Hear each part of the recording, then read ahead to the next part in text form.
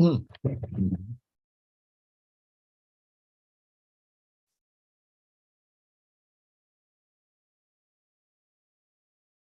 Oh, going to mute that. Good morning, friends. Good morning. Good to be with you this morning. Good to be together in this way, through across time, across miles. It's wonderful to be able to gather together and to share the Bible with one another. I'm Brian. I'm the pastor at Christ United Methodist Church in Waynesboro, Pennsylvania. I love being able to say that. This is another episode of PB Reads the Bible. I do more than just read it. I read it and then try to explain it to you, perhaps from a different point of view than you might be used to. Excuse me. Helps if I have my Bible, as I'm going to do that today. And we've been doing this for a while. And I don't know the total number episode, but it's episode 17 on our journey through the book of 2 Samuel, through this long book. 1st and 2nd Samuel originally were one book, and telling the tale of David, And it's been fun for me. It's been educational for me. I've had to relearn some things and learn some new stuff, which is always great. And I do pray that that's the same thing is happening for you, that you're learning and relearning things. So go ahead and say hello, check in this morning. We are here live on Facebook and YouTube and also on our website. And you can let me know that you're watching. You can share with each other. We can share life together, and know that we are living life together and sharing life together and keeping each other surrounded and lifted in prayer as we do so. You can also use the comments section for comments and questions about our reading. Good morning, Maureen. Good to see you this morning. Good to be with you this morning.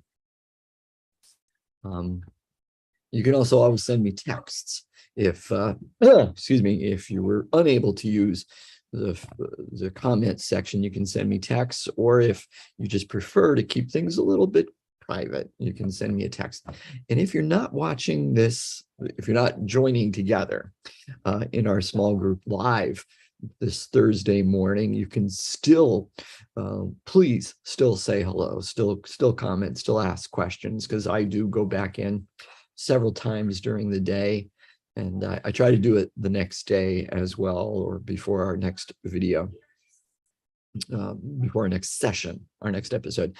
I didn't do that this morning. I apologize. So if I missed any of your comments or questions yesterday, I will go back in and see again. I looked yesterday and I think I got everything caught up. But if you did anything overnight, I might not have seen it because I didn't do it this morning so far. But I will, and I will do it on our video here as well.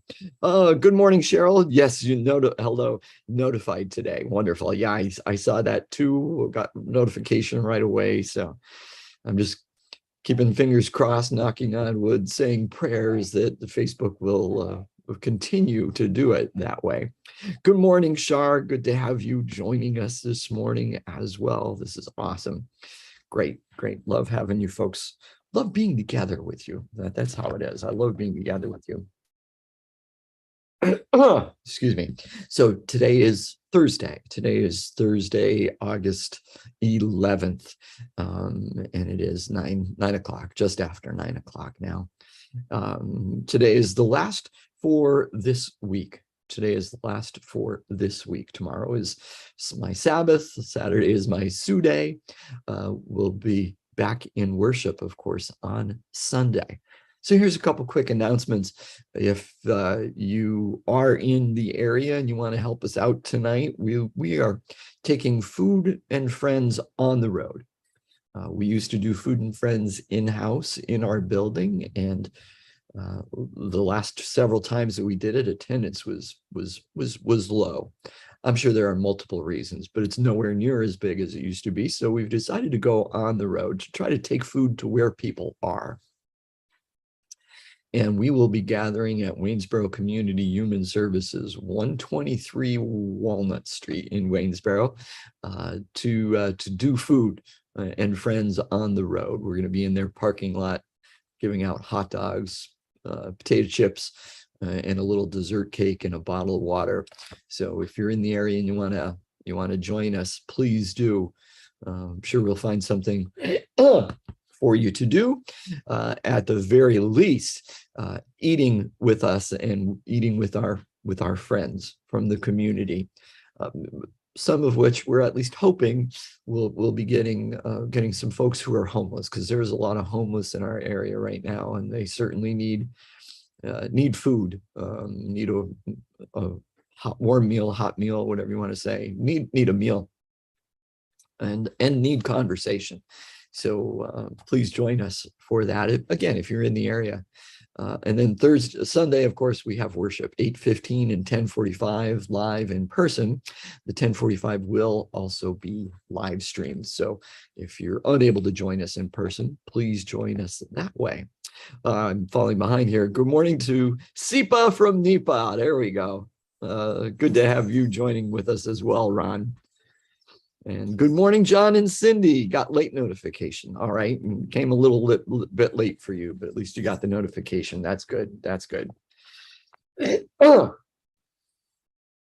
Pardon about, excuse me. Something there. Excuse me one moment, my friends. I gotta hit the right.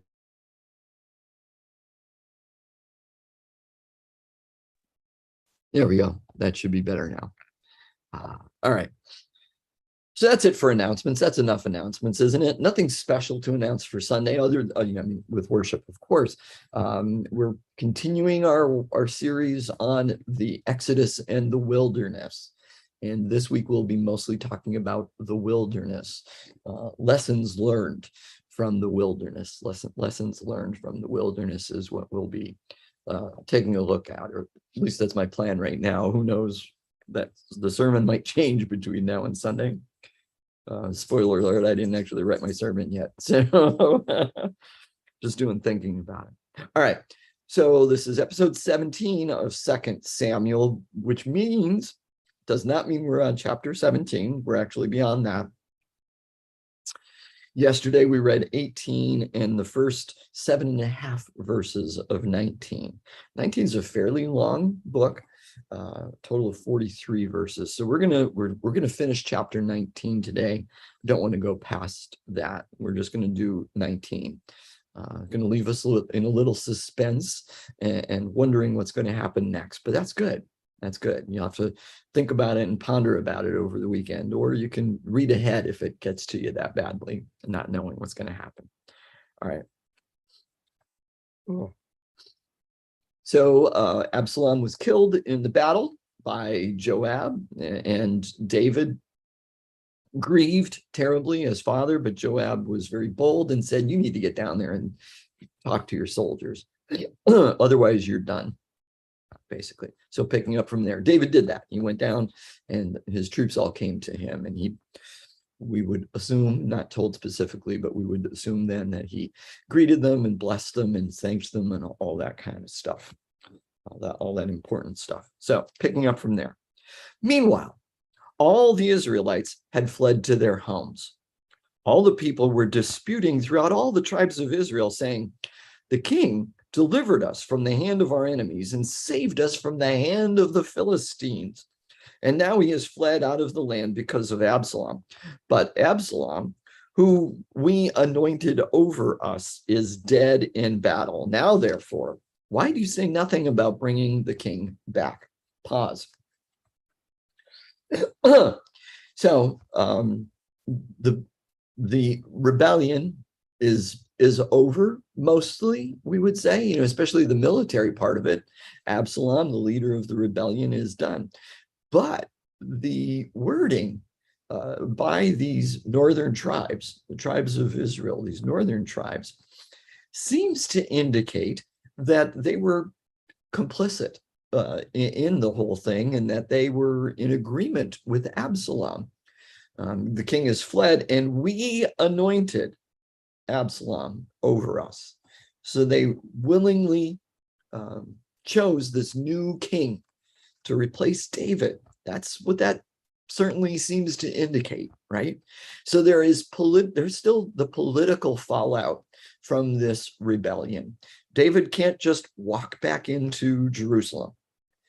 He's not king, according to the people. We have to make him king again. Picking up from there. King David, the author is very clear that David is still king, even though the people may not think that. King David sent this message to the priests Zadok and Abiathar.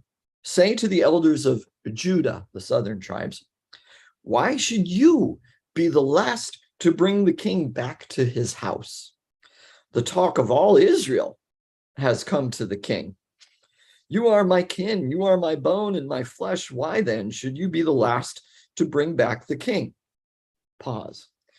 David seems to be using the southern kingdom, the southern tribes against the northern tribes, almost dividing them in a similar fashion to what Absalom had done, using the northern tribes and using tribal loyalties rather than national loyalty to bring him back. He's talking to the southern kingdoms, the clans of Judah. Why would you be the last ones? Picking up from there. And say to Amasa, are you not my bone and my flesh? Remember, they are somewhat distantly related. David's probably like a great uncle or something like that. Are you not my bone and my flesh? So may God do to me and more, if you are not the commander of my army from now on in place of Joab. Pause.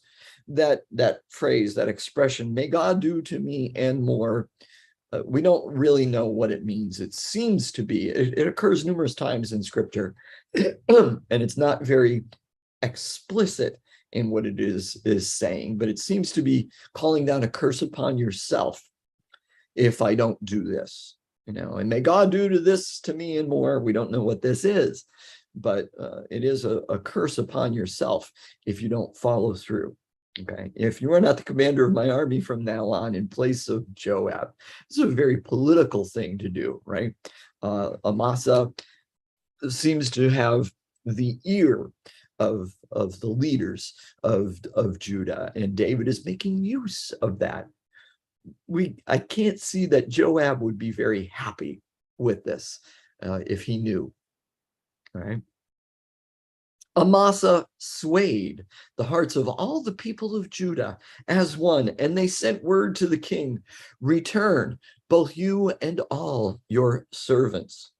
So the king came back to the Jordan, and Judah came to Gilgal to meet the king and to bring him over the Jordan. So we see that they are his political intrigue, so to speak, excuse me, seems to be working. He is getting them to agree to come to take him back. He sways them through this message.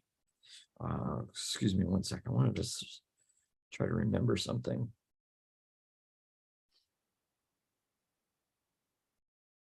Yes, I was right. Okay. So notice where they're meeting David. They're meeting David in Gilgal. Gilgal. What's the big deal there? We remember back that's where Saul was anointed king. Gilgal was an important place ceremonially. So are they meeting in Gilgal so that they can once again anoint David to be their king?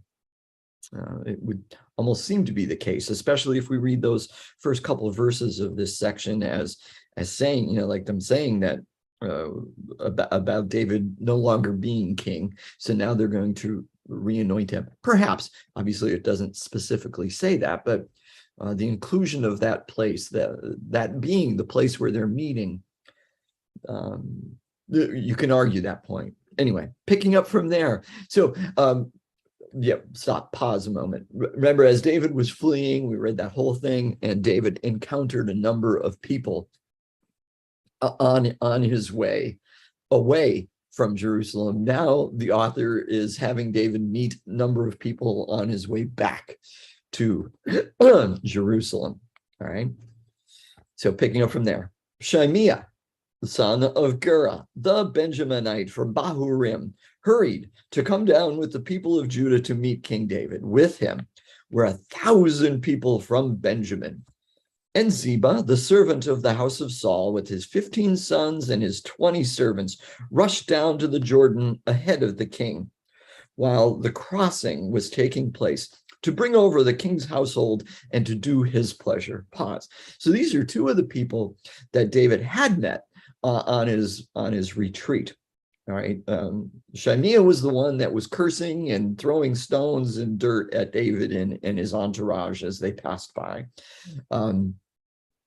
And Ziba was the one who came with some provisions and told David that Mephibosheth didn't want to come. He didn't want to leave. He's hopeful that Absalom is going to return the kingdom to him. Right. So we remember that these are people that David met as he was leaving. Now he seems to be meeting the same people on his way back. And they're rushing down to meet him and greet him and welcome him. Picking up, Shimei, son of Gera, fell down before the king as he was about to cross the Jordan and said to the king, "May my lord not hold me guilty, or remember how your servant did wrong on the day my lord the king left Jerusalem. May the king not bear it in mind, for your servant knows that I have sinned. Therefore, see, I have come this day, the first of all the house of Joseph, to come down to meet my lord the king." Pause. So he rushed down there and he brought with him 1,000 people from Benjamin, from the house of Joseph. In other words, from one of the tribes of the north, So he's trying to set himself up as, this wonderful person, welcoming the king back. And, obviously we don't know how true that is. The author could be saying all of this, just to show how deceitful the guy was. We don't know. And he could just be saying it because he's afraid he's going to get killed, and hopeful that by doing all this, he won't be. Picking up, Abishai, the son of Zeruiah, answered, "Shall not Shimei be put to death for this, because he cursed Yahweh's anointed?" But David said, "What have I to do with you, you sons of Zeruiah, that you should today become an adversary to me? Shall anyone be put to death in Israel this day? For do I not know that I am this day king over Israel?" The king said to Shimei, "You shall not die." And the king gave him his oath. Pause. So again, Shimei, the ones so quick to violence that David has had to suppress before, has to suppress again. "What have I to do with you? Why are you bothering me with this? Why are you trying to do this? Why are you trying to make me use violence?" And he says, "I'm king today. Maybe he's going to be anointed king. Maybe he has been. Maybe he won't be anointed, but he's being welcomed back as king, whatever." And he specifically says Israel, perhaps because Shimei had brought a bunch of people from one of the tribes of Israel, to meet him there. It says, but because of that, no one's going to die today. We are reminded, or let us remember that Saul did something similar on the day that he was made king. He said, "Oh, no one's going to die today. This is not a day for death. This is a day for celebration." So it's almost like it has been set up, or is being set up as a tradition now, that no one's executed, all kind of forgiveness of sins, we might say, on the day that the king is anointed, or becomes king. So David is following this tradition, or perhaps establishing it for the very first time. And David makes an oath. Now, Azariah, right? Abishai, Bob, no, Abishai isn't wrong in his accusation of Shimea, cursing the Lord's anointed, Yahweh's anointed, cursing the king in such a fashion. It is a wrong and is something that is worthy of execution at the time. So Abishai isn't necessarily wrong for bringing that complaint and wanting him to be put to death. But David is pretty politically astute. Yes, he's following this tradition, but he's probably also doing it for political purposes, because Shimea has brought these 1,000 people from Benjamin, and that he is, bringing together. And David sees it's more important to try to pull the kingdom back together than to seek vengeance, than to seek recompense, than to seek justice in a particular case. That mercy is what is actually needed for the good of his kingdom and the good of Israel. And he makes an oath. However, and I'm going to say it because we're not going to read Kings, at least not yet. When David reaches his deathbed, and one of his final statements to his son Solomon is to administer justice to Shimea, and we see in I think it's the second chapter of Kings, one of the first things that Solomon does is end up executing Shimea. Okay, David couldn't do it while he was alive because of his oath. He made his oath. And David did not want to break his word, break his vow, break his oath. So Shimea does not get killed during David's life, but he gives instructions to Solomon to make it happen. I'm picturing some of the final scenes from one of my favorite movies, from The Godfather, when Don Corleone is getting near death. He's leaving some instructions to his son Michael about who he's going to need to take care of. So David does the same thing with Solomon. Things that he couldn't do while he was alive because of political reasons, Solomon does not have those same restrictions, and he wants him to take care of it. But picking up from there, and we see Mephibosheth shows up. Mephibosheth, grandson of Saul, came down to meet the king. He had not taken care of his feet, or trimmed his beard, or washed his clothes, from the day the king left until the day he came back in safety. Pause. The author seems to be describing that as that was Mephibosheth's way of that he did not take care of himself physically, that he allowed all that stuff, that he didn't wash, didn't bathe, that he didn't trim, etc., while the king was away. The author seems to be using that to indicate that that was Mephibosheth's way of connecting with the king and punishing himself because he couldn't go with the king. That's what the author seems to be indicating from this.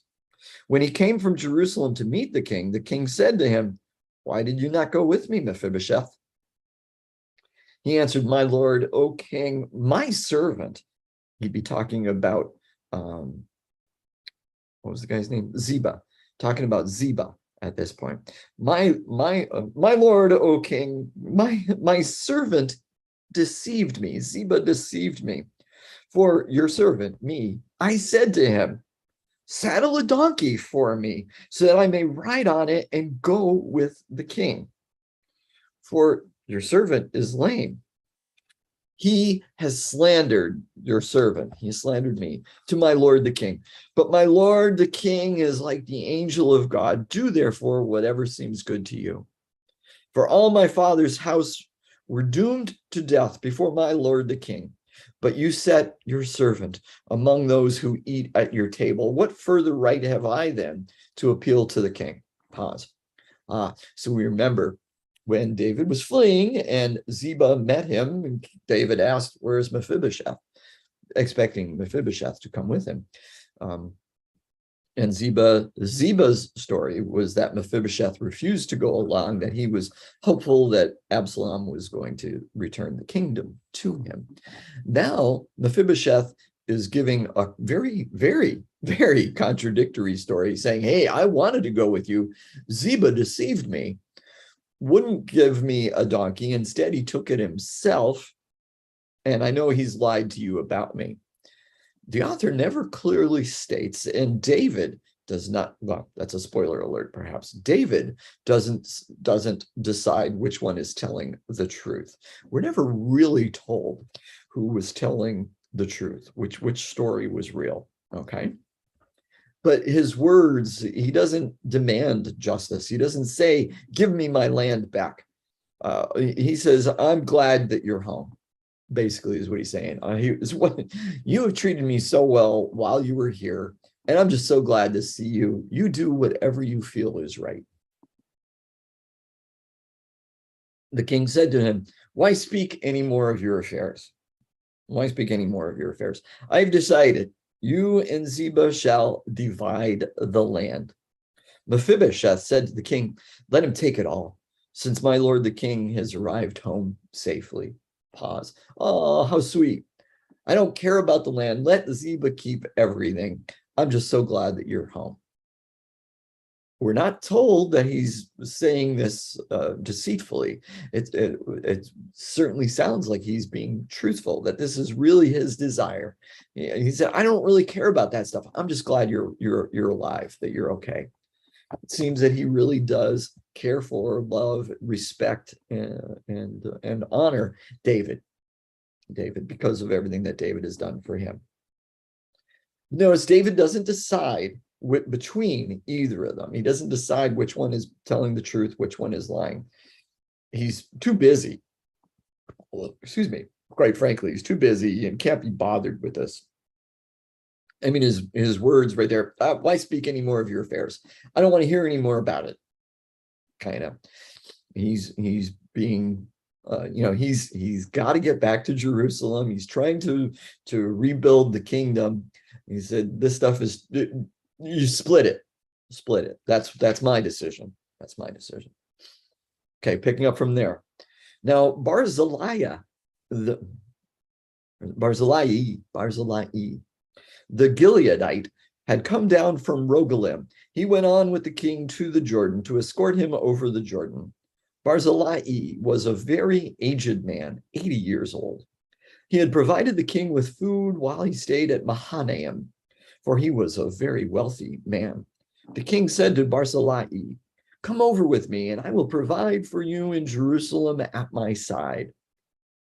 Pause. Now, David might be really wanting the guy to come, but he also just might be, doing what he's supposed to do hospitality-wise and because actually Barzillai is more important, more valuable to him in the Transjordan region to have an ally up there than it would be to have him in Jerusalem right next to him. Picking up, but Barzillai said to the king, how many years have I still to live that I should go up with the king to Jerusalem? Today, I am 80 years old. Can I discern what is pleasant and what is not? Can your servant taste what he eats or what he drinks? Can I still listen to the voice of singing men and singing women? Why then should your servant be an added burden to my lord the king? Pause. I said that like with that attitude because I think that's how Barzillai was saying those things. He's being very self-deprecating. He's speaking about how old he is. He said, I can't enjoy the pleasures of the palace. I'm so old I can't taste food anymore. I don't know what's good or what's not. I can't hear. My hearing's gone. I can't hear women singing and men singing. the palace and all of those pleasures that you could offer me would be wasted on me, would be wasted on me. That's what he's saying through all of that. Picking up from there. Still Barzillai talking. Your servant will go a little way over the Jordan with the king. Why should the king recompense me with such a reward? Please let your servant return, so that I may die in my own town, near the graves of my father and my mother. But here is your servant Chimham. Let him go over with my lord the king and do for him whatever seems good to you. Pause. Now, Chimham, we're not told, but it's easy to presume that he's well, almost assuredly a relative, most likely a son of the king, of Barzillai, not the king, of Barzillai, okay? And presumably young enough to still enjoy the pleasures of the palace, okay? So he said, let him come along. The king answered, Chimham shall go over with me, and I will do for him whatever seems good to you, and all that you desire of me, I will do for you. Then all the people crossed over the Jordan, and the king crossed over. The king kissed Barzillai and blessed him, and he returned to his own home. The king went on to Gilgal, and Chimham went on with him. All the people of Judah, and also half the people of Israel, brought the king on his way. Pause. All right. So Barzillai gives that wonderful, beautiful, self-deprecating, humorous reasons why he shouldn't go. Plus, he says, I want to go home and just die near my graves of my family. Let me die in my hometown. Take presumably my son and be nice to him. David accepts this, agrees to this, and follows up by saying, you tell me what you want and it's done for you. David truly, David remembers Barzillai had done some wonderful things for him while he was, after he had fled, while he was living in Mahanaim, and he wants to repay that debt, and he doesn't care what it costs. So he knows he's got a friend. You got a friend in me. He's got a friend in the Transjordan region, and that's very important. That's very important. And he's taken Chimham into his service, into his service. And so Barzillai returns, but Chimham goes with the king and everybody else, and they head to Gilgal, and all the people of Judah. Of course, exaggeration, but we get the author's point that Judah is united.